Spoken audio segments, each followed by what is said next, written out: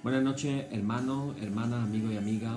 Aquí un día más, comenzando nuestra semana, en este lunes en el cual se celebra en el calendario litúrgico el Día de los Santos Inocentes. Vamos a tener nuestro oficio vespertino de Navidad, del tiempo litúrgico de la Navidad, durante unos días más. Y lo estamos haciendo desde la parroquia de la Ascensión de la Iglesia Española Reformada Episcopal perteneciente a la Comunión Anglicana, el que os habla el reverendo Miguel Ángel Pino.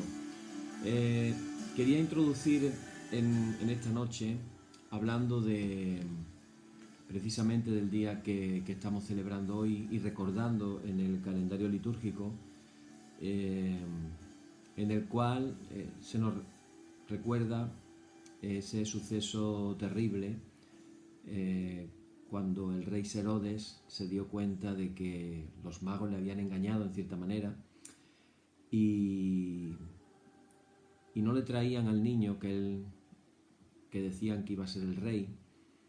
Y entonces a Herodes se le ocurrió la feliz idea de matar a todos los niños menores de 2 años de toda la zona de Belén. Por eso le llamamos al día de hoy los santos inocentes. Y claro, pareciera que esto es algo del pasado, pero tristemente podemos relacionarlo infelizmente con lo que estamos viendo que sucede en todos estos años con el asunto de la cuestión del aborto. En el año 2019 hubo la cifra terrible de 50 millones de niños y niñas que en contra de su voluntad y a los que no le preguntaron nada, sencillamente fueron abortados. El aborto significa, entre otras cosas, que un niño o una niña que ha sido creado por Dios, para los cuales Dios tenía un propósito de vida, de pronto se ha roto ese propósito y no han llegado a nacer. Fijaros qué paradoja de la vida tan grande que el día de hoy nos dediquemos a hacer bromas y que el sentido, vamos a decir, de nuestra cultura para este día sea gastarse bromas los unos a los otros. Y que cuando pensamos en la palabra de los santos inocentes, estamos pensando en gastar bromas unos a otros.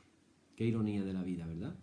Cuando realmente el sentido litúrgico que tiene este día es esos niños que Herodes quiso matar con la intención de que uno de ellos fuera Jesús. Y el ángel tuvo que anunciar a José que se levantaran de madrugada, cogieran sus cosas y se marcharan a Egipto, hasta que el ángel otra vez le anunciara que podían regresar a su tierra.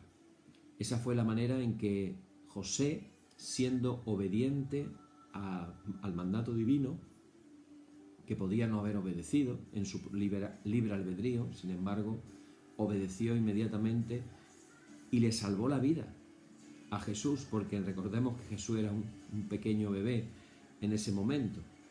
Entonces ahí tenemos también la labor del Padre, San José, salvándole la vida a Jesús.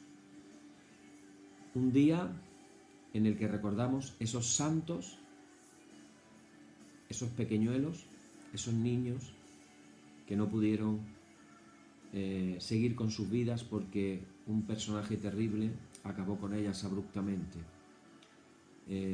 Oremos en esta noche, hermano, que nuestra intención sea precisamente que estos números que escuchamos de abortos algún día sean de otra manera. Amén. Ponemos este oficio en las manos del Señor. Padre, en esta noche te damos las gracias por ese Padre amoroso que supo hacer la voluntad de Dios y que gracias a su intervención, haciendo la voluntad de Dios y marchándose a Egipto, pudo salvar a Jesús.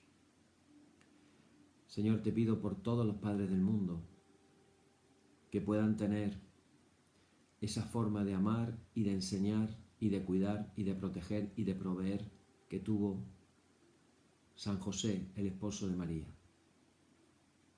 Te pedimos, Señor, por todos esos niños y niñas que tú tenías un plan de vida para ellos y que su vida terminó abruptamente. Que tú los tengas en tu gloria, Señor.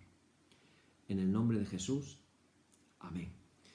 Bien, hermanos, pues en esta noche os digo ya de antemano que en nuestro oficio va a ser un poquito diferente al que estamos acostumbrados, básicamente porque estamos haciendo el oficio especial del tiempo de Navidad. Entonces ha habido, dependiendo del calendario litúrgico, doy esta pequeña explicación, puede haber cosas que recordaremos del oficio anterior, pero va a haber cosas nuevas, oraciones nuevas, muy bonitas, muy bellas, todas de nuestra liturgia, de la Iglesia Española Reformada Episcopal.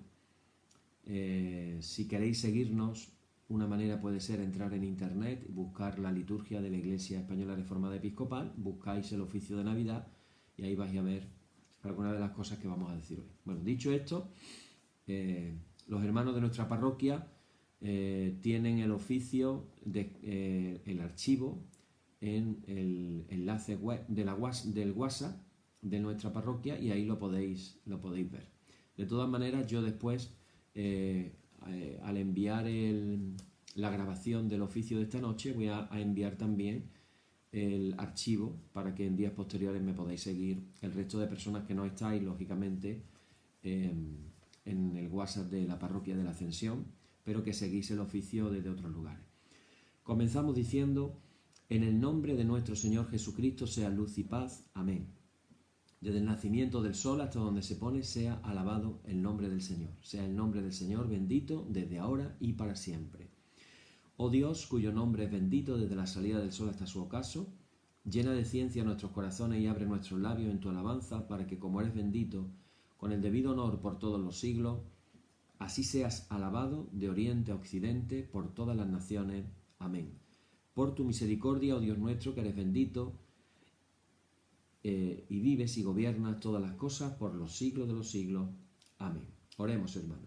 Señor Jesucristo, sin cuya ayuda nada podemos hacer, vive en nosotros y capacítanos con tu gracia, para que, llevando mucho fruto, podamos glorificar al Padre Celestial. Amén. Hermanos muy amados, si en todo tiempo debemos confesar nuestras faltas ante la majestad de nuestro Dios, hoy particularmente, que nos hemos congregado para conmemorar los tesoros de su misericordia hacia nosotros y los profundos misterios de su amor divino, debemos postrarnos en su presencia e implorar su perdón, confesando todos nuestros pecados con un corazón verdaderamente contrito. Por tanto, digámosle desde lo más íntimo de nuestras almas. Decimos todos juntos: Padre omnipotente y misericordioso, la confusión y la vergüenza no nos deja levantar nuestro rostro en tu presencia. Por eso, con humildad y dolor de corazón, confesamos que nos hemos desviado de tu sendero y, como ovejas perdidas, hemos andado descarriados fuera de tus caminos. Hemos seguido desordenadamente las intenciones y deseos de nuestro propio corazón. Hemos roto tus santos mandamientos. Además de no hacer lo que debíamos, hemos hecho lo que no estaba bien hacer. Por eso, Señor, ten misericordia de nosotros, pobres pecadores. Perdona, oh Dios, a los que confiesan sus culpas, restaura a los que se arrepienten, según tus promesas declaradas a toda la humanidad en Jesucristo nuestro Señor. Amén. Y el Señor Jesucristo, que tiene la potestad de perdonar pecados sobre la tierra, y que no desecha al pecador que a él acude para salud, oiga vuestros ruegos, perdone todos vuestros pecados, y os conceda su Santo Espíritu, para que vuestra vida sea aquí adelante pura y santa, hasta que seáis recibidos en el goce de su eterna gloria, en las mansiones del Padre Celestial. Amén. El Señor sea siempre con vosotros. Decimos ahora la lauda propia de la Navidad, que dice así: la verdad brotará de la tierra, aleluya, y la justicia mirará desde los cielos, aleluya, aleluya. La misericordia y la verdad se encontrarán, la justicia y la paz se besarán. Gloria y honor al Padre y al Hijo y al Espíritu Santo, por los siglos de los siglos. Amén. Señor, abre nuestros labios y nuestra boca publicará tu alabanza. Vamos a leer ahora un salmo. Se propone leer el Salmo 45 y otro salmo más, que sería el Salmo 85. Hoy vamos a leer el Salmo 45. Dice así: Rebosa mi corazón palabra buena, dirijo al Rey mi canto, mi lengua es pluma de escribiente muy ligero. Eres el más hermoso de los hijos de los hombres. La gracia se derramó en tus labios, por tanto, Dios te ha bendecido para siempre. Ciñe tu espada sobre el muslo, oh valiente, con tu gloria y con tu majestad. En tu gloria sé prosperado, cabalga sobre palabra de verdad, de humildad y de justicia. Y tu diestra te enseñará cosas terribles. Tus saetas agudas, con que caerán pueblos debajo de ti, penetrarán en el corazón de los enemigos del rey. Tu trono, oh Dios, es eterno y para siempre. Cetro de justicia es el cetro de tu reino. Has amado la justicia y aborrecido la maldad. Por tanto te ungió Dios, el Dios tuyo, con óleo de alegría, más que a tus compañeros. Mirra, aloe y casia exhalan todos tus vestidos. Desde palacios de marfil te recrean. Hijas de reyes están entre tus ilustres. Está la reina a tu diestra con oro de Ofir. Oye, hija, y mira, e inclina tu oído. Olvida tu pueblo y la casa de tu padre. Y deseará el rey tu hermosura, e inclínate a él, porque él es tu Señor.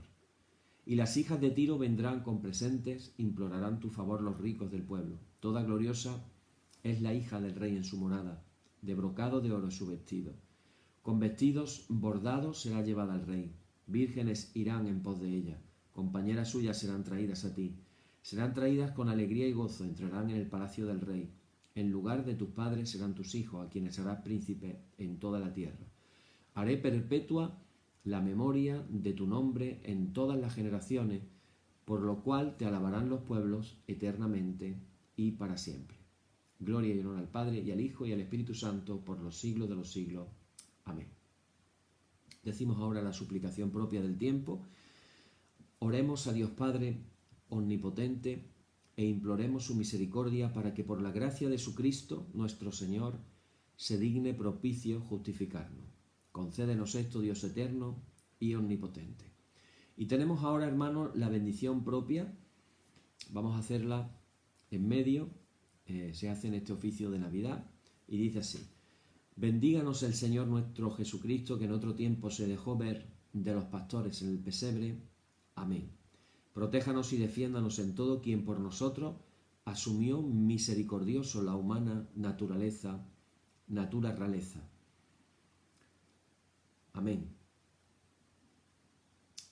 Y Él, que es Señor y Redentor nuestro, se digne propicio conservarnos eternamente.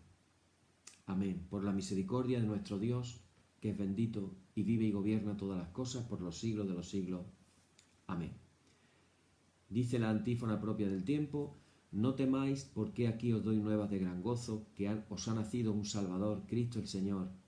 Cantad alabanzas, oh cielos, y alégrate, oh tierra, porque el Señor ha consolado a su pueblo. Gloria y honor al Padre y al Hijo y al Espíritu Santo, por los siglos de los siglos. Amén. Oye, oh Señor, nuestra oración, y llegue a ti nuestro clamor. Tenemos ahora una oración propia de este tiempo especial, muy hermosa, que la vamos a hacer ahora. Santo, santo, santo, Señor Dios omnipotente, que eras y que eres y que has de venir. A ti, oh Dios, levantamos nuestras almas. A ti que eres el Padre de las luces, en quien no hay mudanza ni sombra de variación, y de quien proceden toda buena dádiva y todo don perfecto. A ti nos acercamos sabiendo que eres el poderoso y el bondadoso galardonador de los que te buscan. Nosotros te adoramos, oh Padre, Señor de cielos y tierra, que de tal modo has amado al mundo que nos has dado a tu Hijo unigénito para que tengamos vida cuantos que creamos en él. Y adoramos al Verbo divino, al Verbo eterno, que al principio estaba con Dios y era Dios, por quien fueron hechas todas las cosas, y el cual en la plenitud del tiempo se hizo carne y habitó entre los hombres, lleno de gracia y de verdad. Y puesto que tú, oh Dios, quieres que todos los hombres honren al Hijo como honran al Padre, nosotros le adoramos como el resplandor de tu propia gloria y como la imagen expresa de tu sustancia, uniéndonos de esta manera con tus ángeles, a quienes fue mandado que le adorasen. Y adoramos también al Santo Espíritu, el Consolador, que tu Hijo ha dado a la Iglesia para que nos enseñe todas las cosas y nos guíe a toda verdad. Cuán grande es nuestra alegría al pensar que mientras nosotros estamos aquí congregados para adorarte e implorar tus bendiciones, Jesús nuestro Salvador está sentado a la diestra del trono de la gloria, intercediendo por nosotros, para que seamos recibidos, oh Dios, en tu favor y comunión. Haz, oh Padre, que descienda a nosotros en espíritu, que verdaderamente sea Emmanuel, Dios con nosotros, y que tu palabra penetre en nuestras almas con vida y poder. Derrama en nosotros tu Espíritu Santo, para que tu Hijo Jesús nos sea hecho precioso, como lo es a todos los creyentes, y haga que nuestras alabanzas y acciones de gracia sean espirituales sacrificios, aceptables a tus divinos ojos. Y a ti, Rey eterno, inmortal, invisible, solo sabio Dios, y a tu Hijo, el Verbo hecho carne para nuestra salvación, y a tu Santo Espíritu, el Consolador de nuestras almas, sea el honor y la gloria por siempre jamás. Amén. Una oración realmente maravillosa para comenzar nuestro estudio en esta noche. La verdad es que la oración la vamos a hacer todas estas noches en tiempo de Navidad, y ojalá que la aprovechemos mucho para nuestra bendición y crecimiento espiritual. Una joya. Estábamos en el tema de la aproximación histórica hablando de Jesús, y el tema que nos dejamos pendiente de concluir hoy es la tercera parte, en el que estábamos hablando acerca de las mujeres, de cómo veía Jesús a las mujeres, y recordando algunas cosas, pensar, por ejemplo, cómo ahora viéndolo con otros ojos, nos damos cuenta de que Jesús no solamente hablaba de ellos, los hombres, sino también hablaba de ellas. Entonces decía, salió un sembrador a sembrar la semilla. Una cayó en tal sitio, otra cayó en otro sitio, pero luego al rato decía Jesús, había una mujer que cogió tal cantidad de harina y le puso levadura, y entonces la levadura hizo que la masa comenzara a crecer. Hablando del protagonista como sembrador, hombre, pero también la mujer como protagonista de su casa, haciendo el pan que comían las personas pues todos los días. Así vemos, por otro lado, vemos también de que se habla de cuestiones relacionadas con lo que es la agricultura, pero también vemos que Jesús pone el ejemplo de los lirios del campo, que no hilan ni tejen. Y claro, ese hilar y tejer era una de las responsabilidades que tenían las mujeres en las casas. Entonces la gente que estaba escuchando aquello estaba inmediatamente pensando, está hablando de las mujeres. Cuando habla de hilar y tejer, habla de las mujeres. Cuando habla del trabajo del campo, está hablando de los hombres. Hoy, al final del todo, quiero hablaros del tema más importante en relación con las mujeres, y ojalá que podamos tener una gran revelación de lo que la palabra de Dios nos enseña, y podamos abrir nuestros ojos para ver las cosas de una manera diferente, porque muchas veces el problema que tenemos cuando interpretamos la palabra del Señor es que lo hacemos a través de unas gafas culturales. Si yo me quito las gafas, evidentemente yo necesito las gafas para leer. Entonces ahora mismo vería todas las letras borrosas, no podría leer. Pero cuando me pongo las gafas, de pronto todo lo veo estupendamente. Imagínate que las gafas son prejuicios, maneras de pensar preconcebidas, la cultura en la que he nacido. No es lo mismo, por ejemplo, la forma de ser de los países nórdicos, con por ejemplo España. Yo recuerdo cuando yo estuve en Noruega y de pronto llegué a una casa y me hicieron que me quitara los zapatos para entrar dentro de la casa. Yo pasé una vergüenza, yo me sentía medio desnudo y iba en calcetines. Imagínate, si hubiera ido con los pies sin calcetines, pues más vergüenza todavía. En aquella época con la cultura española. Sin embargo, para un noruego lo normal era quitarse los zapatos al entrar en la casa. Entonces andaban siempre totalmente descalzos. Algunos que andaban sin calcetines, pues las plantas de los pies se iban poniendo un poquito negras. Pero era la cultura, era la forma de ser de ellos. A veces cuando leemos la Biblia estamos precondicionados en nuestros pensamientos, entre lo que pensamos que es correcto e incorrecto, entre lo que pensamos que debe de ser de una manera y debe ser de otra. Y ahora, en el tema que voy a enfrentar, yo os pido que nos quitemos las gafas de la cultura y tratemos de entrar al Evangelio con otra mirada, con otros ojos. Y al hacerlo así, estoy seguro que vamos a aprovechar mucho la enseñanza de esta noche. Entonces, ¿cuál es el tema con el que voy a concluir? El tema es, lo he llamado discípulas de Jesús. Eso ya, decir que las mujeres que seguían al Señor eran discípulas, como podían ser los discípulos, ya nos está chocando. Pero es la realidad. Si las mujeres hacían exactamente lo mismo que los hombres, discípulos, es porque eran discípulas. Ahora vamos a saber por qué no las llamaban, por qué en los evangelios no aparece la palabra discípula, lo vamos a entender rápidamente. Pero fijaros qué curioso. Las mujeres siguieron a Jesús desde Galilea hasta Jerusalén y no le abandonaron ni en el momento de su ejecución. Fíjate qué calidad de discípulas eran las mujeres.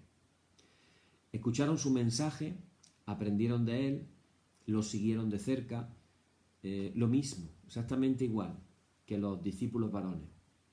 Es un hecho irrefutable, incontestable, pero al mismo tiempo es un hecho sorprendente, pues en los años 30 y todavía más tarde a las mujeres, hablo de los años 30 en la época de Jesucristo, a las mujeres no se les permitía estudiar la ley con un rabino. Tengamos en cuenta este detalle. A las mujeres no se les permitía estudiar la ley con un rabino. Acordaros las cosas tan desagradables que los rabinos hablaban acerca de las mujeres. Es muy importante tener en cuenta eso. Ahora quiero que nos imaginemos cosas que a lo mejor no hemos caído en la cuenta, porque como leemos la Biblia con mentalidad del siglo XXI, no nos damos cuenta de que aquello era el siglo I. No solamente ellas eran enseñadas por Jesús, como lo haría un rabino con un discípulo, o como lo hacía con sus discípulos masculinos, sino que además, pensar por un momento, resulta de que esas mujeres que seguían a Jesús iban viajando por el campo, siguiendo a un varón, durmiendo en un descampado, junto a un grupo de hombres. ¿Cómo podría ser visto eso por la gente de su época? Pues yo lo voy a decir. Imaginaros que fuera incluso ahora mismo.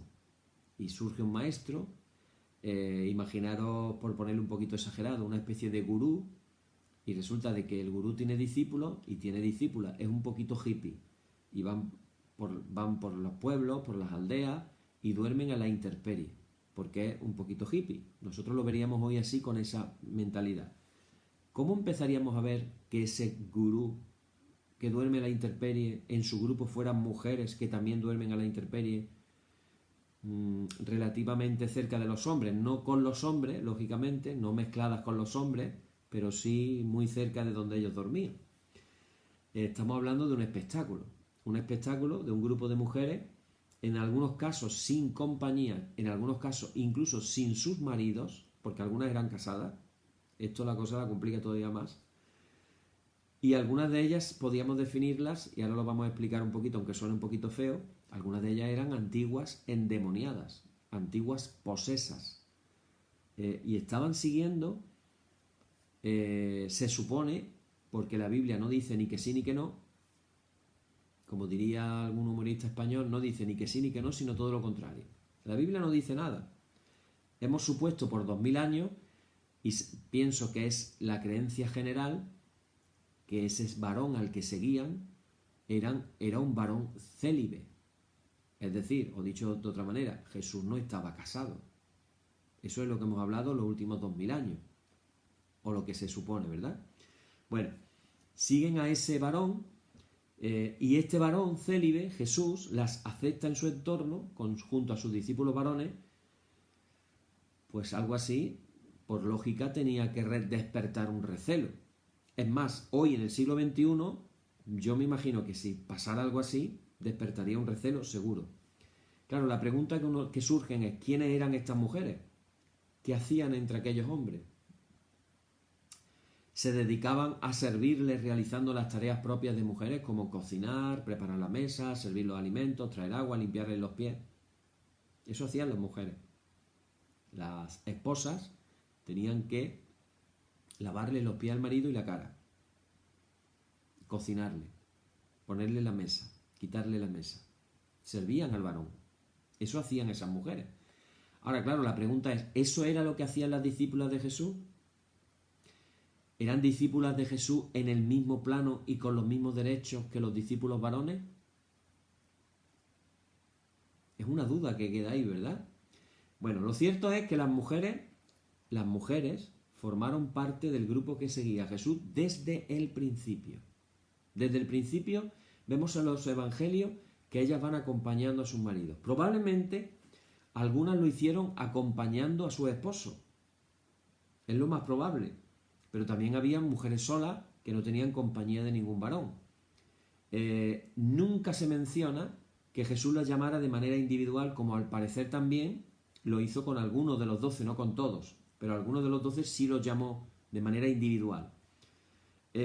Probablemente, lo más probable es que ellas mismas fueran las que se acercarían, atraídas por el ministerio de Jesús, pero nunca, esto es muy importante que lo tengamos en cuenta, aquí vamos a ir viendo detalles curiosos, nunca, esto tenerlo en cuenta, nunca se habrían atrevido a seguir a Jesús si Jesús mismo no les hubiera invitado a quedarse. Es decir, Jesús no solamente permitió que las mujeres le siguieran, sino que Él aceptó que las mujeres le siguieran. Porque en ningún momento ni las excluye ni las aparta en razón de sexo o por motivos de impureza. Acordaros del famoso código de santidad. Cuando una mujer de manera natural sufría la menstruación, se convertía inmediatamente en impura. Ese era uno de los graves problemas para que la mujer pudiera servir en el templo, el problema de la impureza a través de la menstruación. Pero Jesús no las excluye. Jesús no las aparta por razón de sexo o por motivos de impureza. Para Él son hermanas, que pertenecen a esa nueva familia que va creando Jesús, y son tenidas en cuenta lo mismo que los hermanos. Y aquí vemos cómo el profeta del reino del que hablábamos, ¿os acordáis que hablábamos del profeta del reino de Dios? ¿Cuál era el mensaje principal de Jesús? El reino de Dios se ha acercado. Pues ese profeta del reino que era Jesús, no puede admitir, no podría ser de otra manera que admitir a un grupo de discípulos de iguales. Es decir, no tendría ningún sentido en lo que está predicando Jesús que por un lado las mujeres sean un algo y los hombres sean otro. Por eso Pablo, él llega a decir algo así como, en un versículo él dice, los que están en Cristo ya no hay hombre o mujer, esclavo o libre, judío o gentil. Todos somos uno en Cristo Jesús. La igualdad de los que estamos en Cristo Jesús. De estas mujeres conocemos el nombre de algunas, pero evidentemente ni son las únicas, aunque se mencionen solamente unos nombres. Por supuesto, cuando hablamos de las mujeres que seguían a Jesús, la primera que sale y la más famosa en la actualidad no puede ser otra que María de Magdala. Ella ocupa evidentemente un lugar preeminente. Siempre va a ser citada en una lista de mujeres en primer lugar. Igual, daros cuenta de este detalle. Igual que Pedro entre los varones. Siempre que se cita a los discípulos, Pedro aparece en primer lugar. No digo con esto que yo crea que Pedro sea el Papa de Roma, pero Pedro no es cualquiera. O sea, nosotros cuando leemos el Evangelio nos vamos a los extremos, o negro o blanco. Pero la realidad es que lo que los Evangelios nos muestran es que Pedro aparece siempre el number one, el número uno. Y en la lista de las mujeres, la que aparece siempre, la número uno, es María de Magdala, llamada María Magdalena. Nos encontramos también con María, otra María, que era la madre de Santiago el menor y de José. Otra mujer llamada Salomé. Lo mismo que entre los varones hay tres que gozan de una amistad especial, que serían Pedro, Santiago y Juan, Pues en el caso de las mujeres tenemos a María Magdalena, María la madre de Santiago y Salomé. Estas tres mujeres parece ser que tienen un cierto liderazgo entre las propias mujeres. Conocemos el nombre de otras muy queridas por Jesús, como por ejemplo las hermanas de Betania, Marta y María, que lo acogían a Jesús en su casa cuando subía a Jerusalén. Estas mujeres que siguieron a Jesús hasta Jerusalén, lo cierto y verdad es que tuvieron una presencia muy significativa durante los últimos días de su vida. Y aquí voy a entrar en otro detalle que posiblemente ni hemos imaginado ni hemos pensado, y ahora pues nos vamos a bloquear un poquito, la cabeza se nos va a mover un poquito, en el sentido de que los estudiosos, los eruditos, están llegando a la conclusión de que cada vez hay menos dudas y más pruebas de que ellas también tomaron parte en la última cena.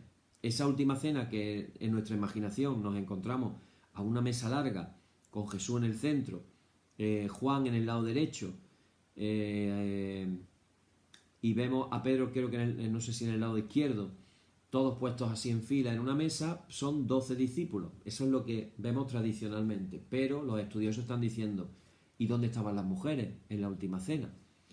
Entonces cada vez hay más partidarios del pensamiento de que ellas pudieron probablemente tomar parte también de la última cena. Ellas estaban allí. Surgen preguntas, ¿por qué iban a estar ausentes en esa cena de despedida ellas que de manera normal comían todos los días con Jesús? Comían todos juntos, todos los días, por no sabemos si meses, años. Y ahora de pronto, en la última cena, ellas no comen con Jesús, no tiene lógica. Luego hay otra pregunta técnica. ¿Quién iba a preparar y servir debidamente el banquete sin la ayuda de las mujeres? Pensemos en cómo se hace una cena pascual en el mundo judío. Evidentemente, en esas cenas están las mujeres y están los niños. No solamente las mujeres, están también los niños. Entonces, claro, excluirlas es algo todavía más absurdo si además, como digo, se trataba de una cena pascual donde en el mundo judío, repito, las mujeres están. Y Jesús no era chino, Jesús era judío. Entonces, lo más lógico es que las mujeres estuvieron ahí. Claro, si no estuvieron ellas ahí, la pregunta que surge es ¿dónde comieron ellos la Pascua? Solas, en Jerusalén. ¿Dónde pudieron ellas comerla? En otra habitación contigua no tiene lógica. Entonces, en esa casa, precisamente de la última cena, siguieron reuniéndose los discípulos después de la crucifixión de Jesús, pero cuando se nos habla de que en esa casa estaban reunidos los discípulos, se nos cuenta de que no estaban solo los 12, sino que también estaban en compañía, dice la Biblia, de algunas mujeres, de María, la madre de Jesús, y de sus hermanos. También estaban en esa casa. La reacción de los discípulos, fijaros otra cosa curiosa, la reacción de los discípulos y de las discípulas ante la ejecución de Jesús fue diferente. Mientras los varones huyen, así que yo estoy hoy los hombres vamos a salir mal parados, ya lo digo, ya os estáis dando cuenta, ¿verdad? Crucifican a Jesús y ¿a dónde se van los discípulos? Se van a Galilea a pescar. Así somos los hombres. Huimos. ¿Dónde están las mujeres? Pues las mujeres resulta que no huyen, sino que además permanecen fieles. Y a pesar de que los romanos no permiten ninguna interferencia en su trabajo criminal de crucificar a alguien, ellas se quedan viendo desde lejos la crucifixión y se quedan viendo desde lejos después observando dónde entierran, dónde ponen a Jesús al enterrarlo. Pero lo más llamativo de todo es el protagonismo que tienen en el origen de lo que teológicamente llamamos la fe pascual, es decir, la resurrección. El anuncio primero de la resurrección de Jesús fue dado a las mujeres. ¿Se quiera o no se quiere reconocer? ¿Quiénes son los primeros testigos de la resurrección? No son los hombres, son las mujeres.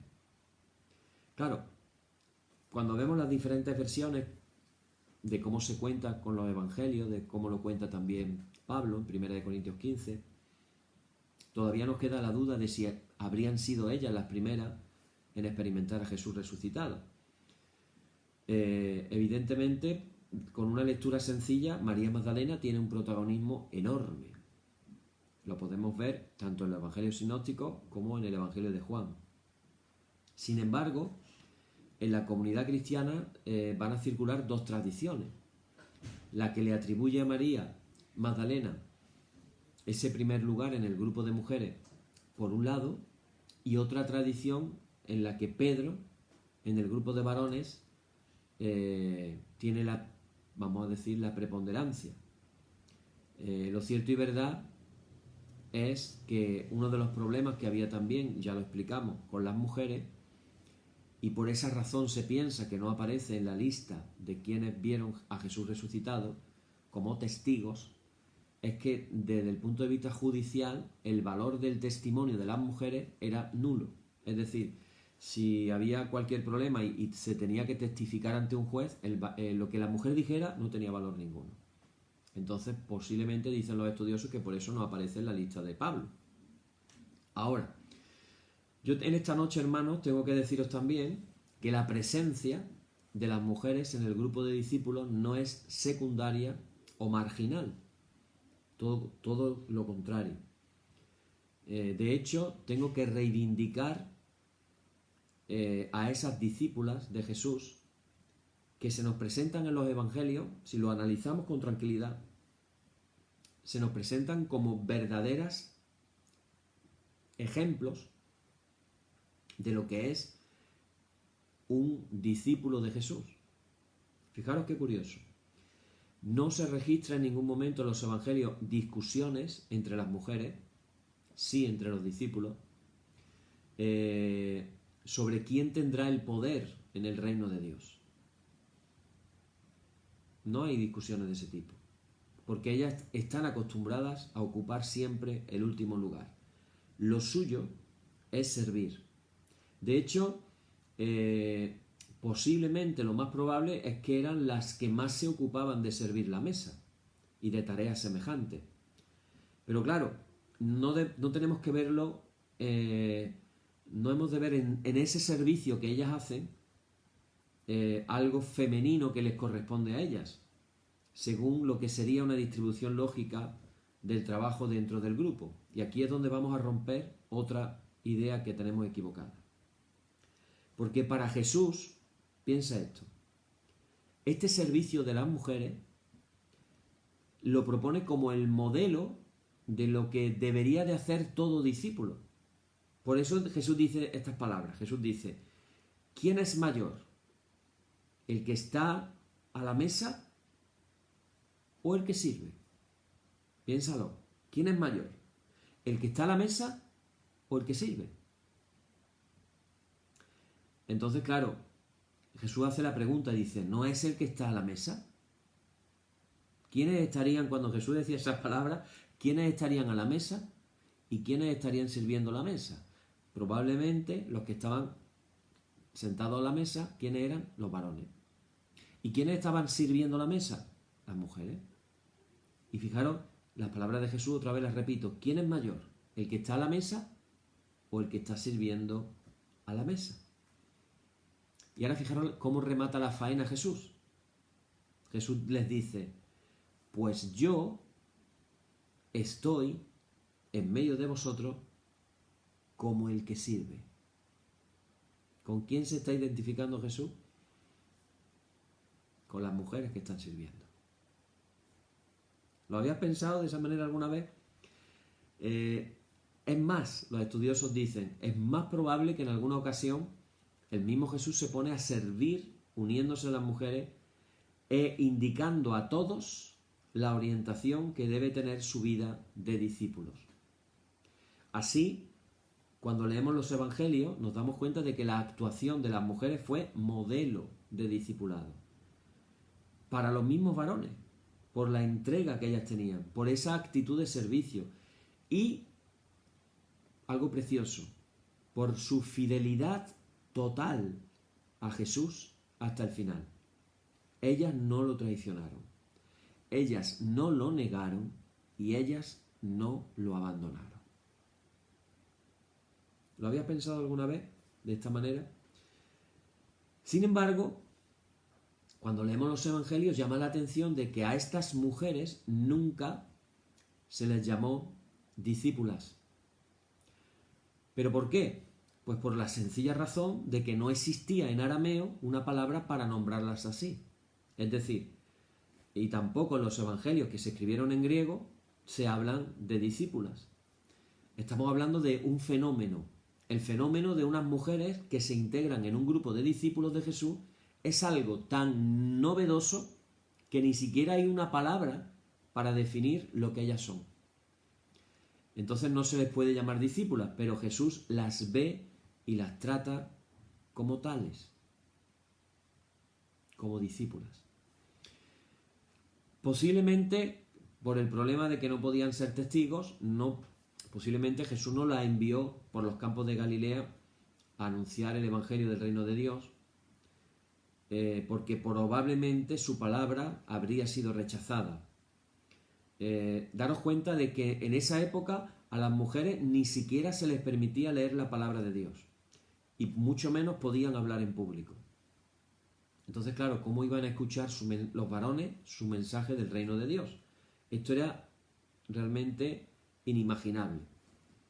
Pero claro, Jesús tiene una estrategia, y lo que sí podía hacer era enviarlas junto a los varones. Y entonces aquí viene otra idea. Recordar que hay ocasiones en las que Jesús habla de enviar a sus discípulos de dos en dos. En ese envío de dos en dos, evidentemente siempre hemos imaginado dos varones, varón y varón. Pero no se puede descartar que Jesús pudo enviar a una pareja de esposos, él y ella. Y así, evidentemente, la mujer podría viajar con seguridad por Galilea. Sí podemos saber, fijaros qué curioso, que en los primeros años que se dieron la misión cristiana, cuando leemos el libro de Hechos de los Apóstoles, nos vamos a dar cuenta, por un lado, que la mayoría de los apóstoles, que por cierto eran casados, los hermanos del Señor, y en concreto Cefas o Pedro, viajaban llevando consigo a una esposa o a una mujer creyente. Eso lo cuenta Pablo en una de sus cartas.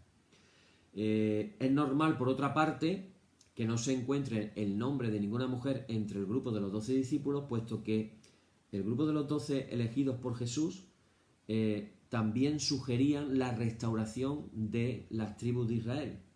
12 apóstoles, 12 tribus de Israel, que a su vez cada una de ellas era uno de los hijos varones de Jacob.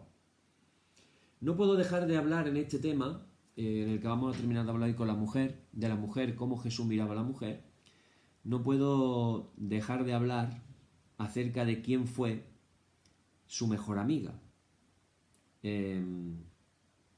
Porque si en esta noche digo que Jesús a lo mejor pudo estar casado con María Magdalena, pues más de uno va a lanzar el grito al cielo.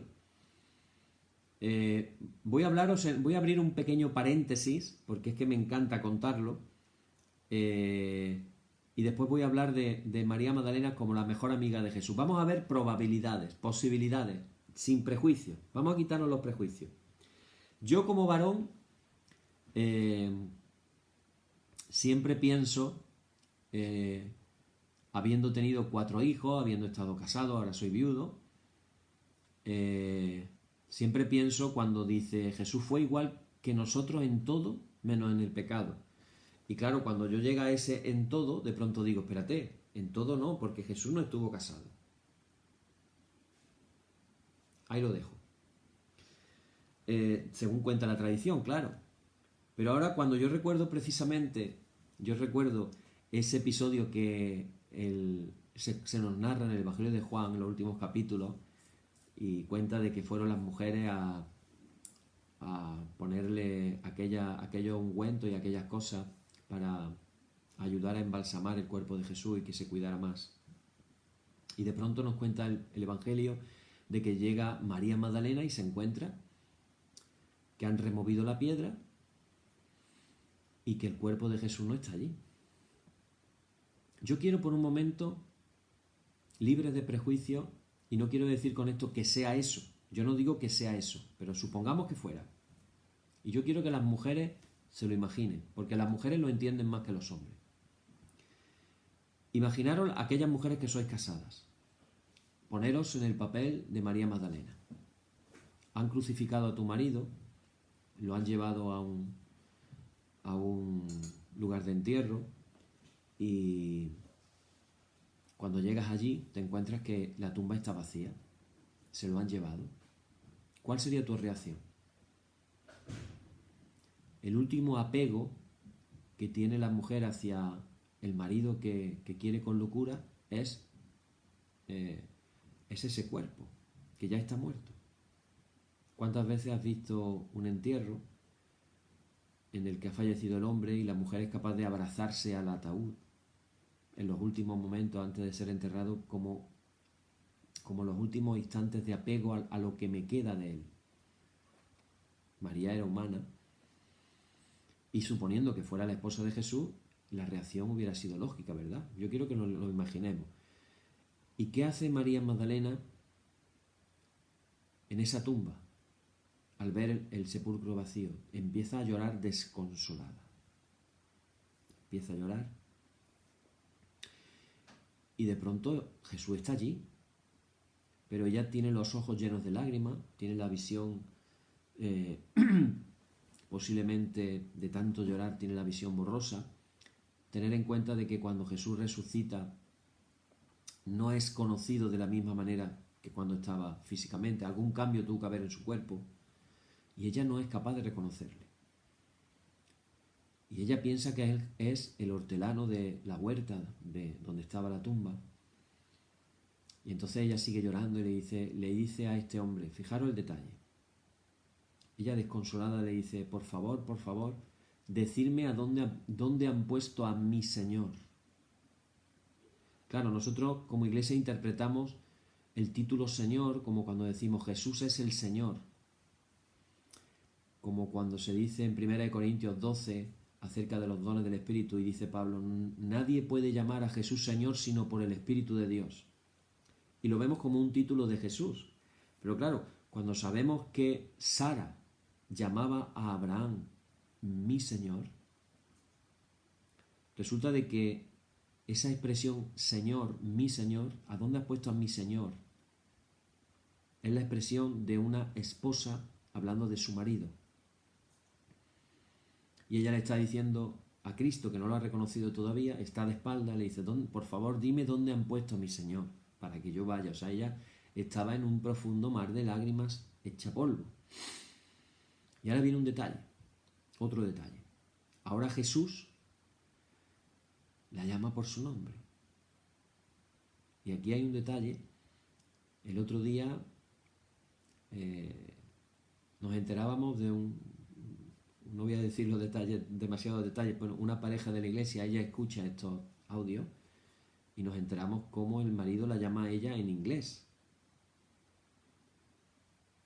Qué normal es que los esposos y las esposas tengan una manera de llamarse, vamos a decir, íntima, personal. Nadie me llama así nada más que mi marido o nadie me llama así nada más que mi esposa. Es algo propio. Hay un timbre de voz, una manera de hacerlo, una manera inconfundible. Como cuando éramos pequeños y nuestra madre nos regañaba y nos decía nuestro nombre. Y uno sabía que nuestra madre estaba enfadada. Cuando nuestra madre... Yo era Miguelito de pequeño, pero cuando mi madre decía Miguel Ángel, yo sabía que ahí podría haber... Una torta podía caer perfectamente. Pues imagínate un esposo llamando con cariño a su esposa. Y entonces Jesús dice, Miriam. Y cuando María Magdalena escucha ese nombre, María Magdalena se da cuenta de que es Jesús. Y cómo conocía Jesús a María Magdalena, que le da una advertencia y le dice, no me abraces, porque todavía... ¿Por qué le dice Jesús a María Magdalena, no me abraces? ¿Cuál hubiera sido la reacción de la esposa al ver a su esposo que está vivo? ¿Cuál habría sido la reacción normal de una mujer? Abrazarlo. Y Jesús le dice, no me abraces. Bueno, yo no estoy diciendo que fuera su esposa, aunque lo parece mucho, pero sí podemos por lo menos llamarla la mejor amiga. Eso sí podíamos decirlo. La mejor amiga de Jesús fue, sin duda, María Magdalena. Jesús trató con afecto a las mujeres, lo hemos dicho en los estudios anteriores, a las mujeres muy cercanas a él, como Salomé, como María, la madre de Santiago y José, como a Marta y María, las hermanas de Lázaro en Betania, pero es más que evidente que María Magdalena ocupa un lugar especial en su corazón y en el grupo de discípulos. María Magdalena no aparece nunca vinculada a otro varón entre ellos. Pareciera que la Magdalena es de Jesús. A él le va a seguir fielmente hasta el final, liderando al resto de mujeres discípulas. ¿Dónde estaba María cuando Jesús estaba en la cruz? María Magdalena, ¿dónde estaba? Acordarse, ¿dónde estaba? ¿Te acuerdas dónde estaba María Magdalena? Pedro se fue a negarlo y a pescar. ¿María Magdalena dónde estaba? Bueno, esta María Magdalena realmente de su vida es que no sabemos nada, excepto una breve referencia en la cual se nos cuenta que era una mujer poseída por espíritus malignos, en concreto 7, y que Jesús la había liberado. Así que esa mujer que es sanada por Jesús, una persona que está poseída por 7 espíritus malignos, evidentemente no viviría de una manera muy agradable, sufriría mucho, tendría muchos conflictos interiores, internos, y encontrarse con Jesús fue para ella comenzar a vivir, literalmente. Además, ella se encuentra por primera vez con un hombre que la ama por sí misma, desde el amor y desde la ternura de Dios con la que Jesús amaba. Así que ella descubre en él su centro. En adelante no sabrá vivir sin él. En Jesús va a hallar todo lo que necesita para poder ser una mujer sana y una mujer viva. De otros se nos cuenta que lo dejaron todo para seguir a Jesús. En realidad María no tenía nada que dejar. Para ella Jesús es el único que la puede hacer vivir. Y podemos decir que jamás un hombre se le había acercado así a María Magdalena. Nadie la habría mirado de esa manera. Esa mujer que posiblemente pasó muchos años en la oscuridad, privada de la bendición de Dios, pero ahora siente más cercano que nunca a Dios gracias a la presencia sanadora de Jesús. Bueno, lo cierto, aquí nos queda un poquito la duda, qué fue, qué no fue. María no fue olvidada, María Magdalena, entre los primeros cristianos. De hecho, en los ambientes gnósticos del siglo II y III, a María se le presenta como una mujer que había comprendido completamente el misterio de Jesús y que lo transmitía a las discípulas.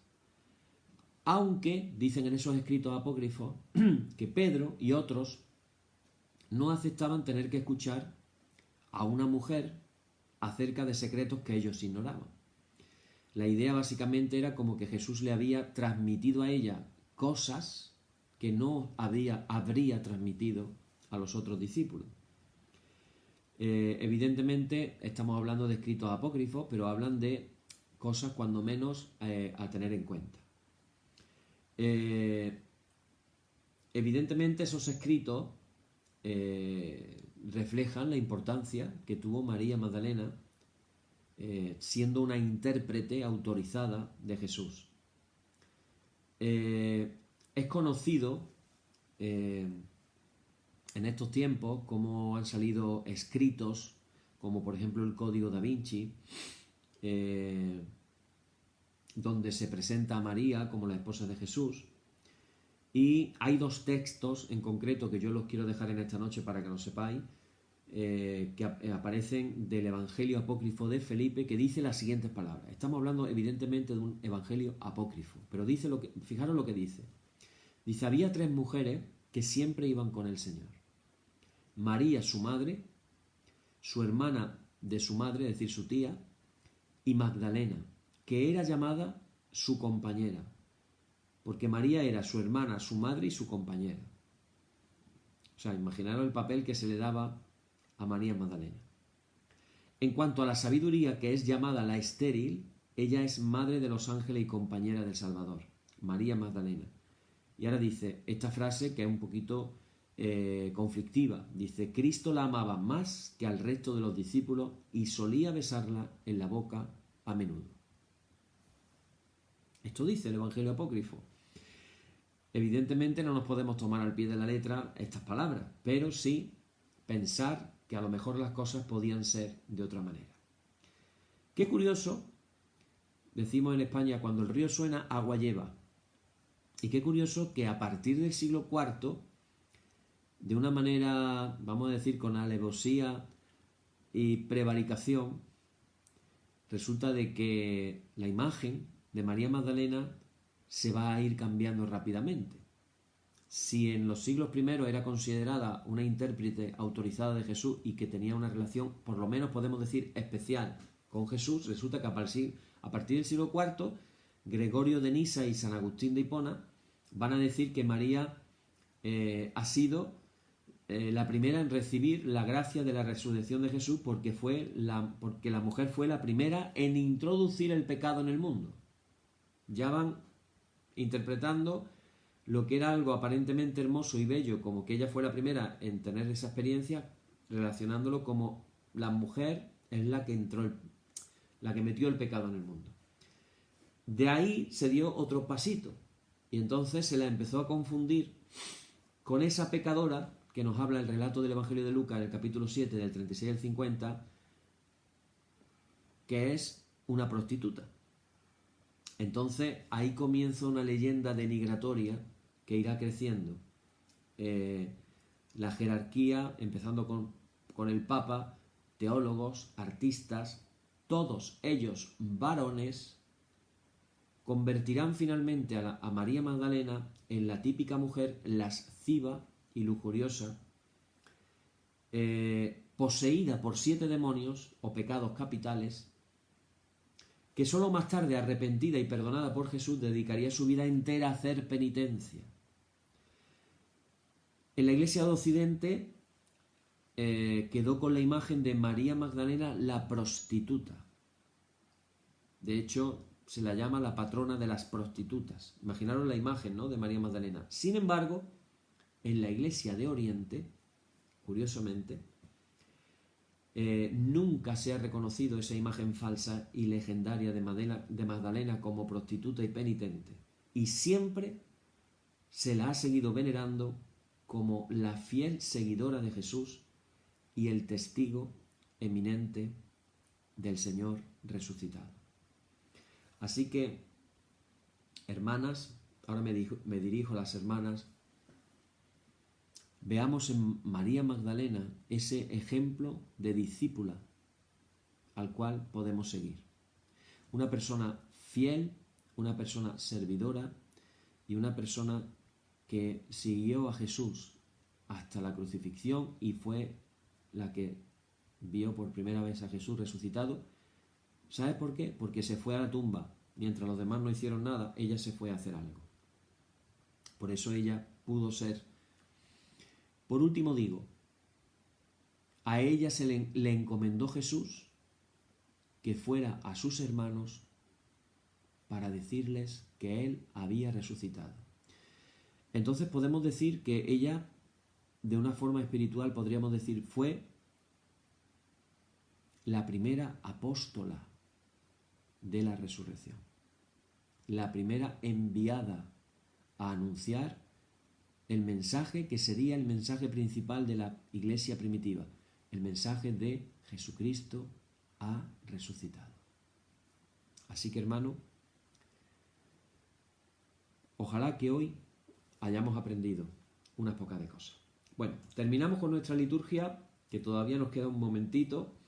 Hay una oración que hacemos en tiempo de Navidad, después del estudio bíblico, la predicación, y yo la voy a compartir con vosotros en esta noche. Nos queda todavía 5 minutitos de oración.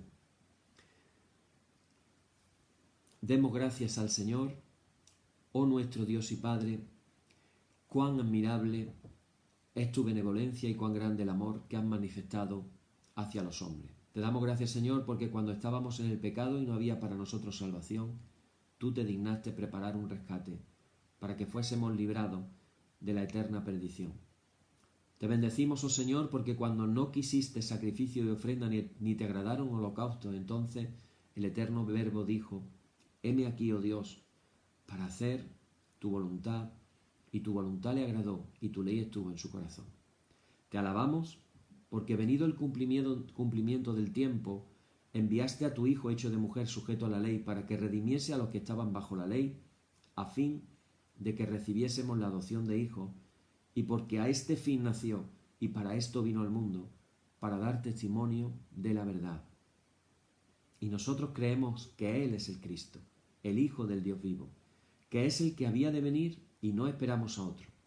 Grande es sin duda el misterio de la piedad, que Dios se ha manifestado en carne y ha morado entre nosotros. Oh Señor, roca nuestra y redentor nuestro, que las palabras de nuestra boca y las meditaciones de nuestro corazón sean gratas delante de ti. Concédenos lo que te pedimos y llénanos de esperanza, gozo y paz por amor de Jesucristo, nuestro bendito Salvador, que contigo y el Espíritu Santo vive y reina por los siglos de los siglos. Amén. Bien, hermanos, y así oramos la oración que nuestro Divino Maestro, que tiene palabras de vida eterna, nos enseñó a orar. Y decimos todos juntos: Padre nuestro que estás en los cielos, santificado sea tu nombre, venga tu reino, hágase tu voluntad como en el cielo, así también en la tierra. El pan nuestro de cada día dánosle hoy, y perdónanos nuestras deudas, así como nosotros perdonamos a nuestros deudores, y no nos dejes caer en la tentación, mas líbranos del mal. Amén. Líbranos del mal y confírmanos en tu temor con toda obra buena, oh Trinidad Dios nuestro, que eres bendito y vives y gobiernas todas las cosas por los siglos de los siglos. Amén. Gloria en las alturas y en la tierra paz, buena voluntad para con los hombres. Amén. Y la gracia del Señor Jesucristo y el amor de Dios y la participación del Espíritu Santo sea con todos vosotros. Amén.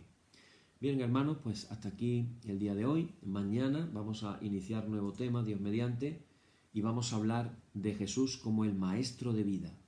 Hemos hablado ya de Jesús como judío de Galilea, hemos hablado de Jesús como el poeta de la compasión, como el sanador de la vida, y ahora vamos a hablar, Jesús amigo de la mujer, y ahora vamos a comenzar a hablar de Jesús como maestro de vida. Todavía nos queda por lo menos una semana y media de seguir aprendiendo más de este tema, y la verdad que ojalá todo lo que aprendamos podamos ponerlo en práctica. Que el Señor os bendiga y mañana, Dios mediante, nos encontramos de nuevo aquí. Recordar que estamos en el tiempo litúrgico de la Navidad. Ha cambiado un poquito el oficio. El Señor os bendiga a todos. Hasta mañana.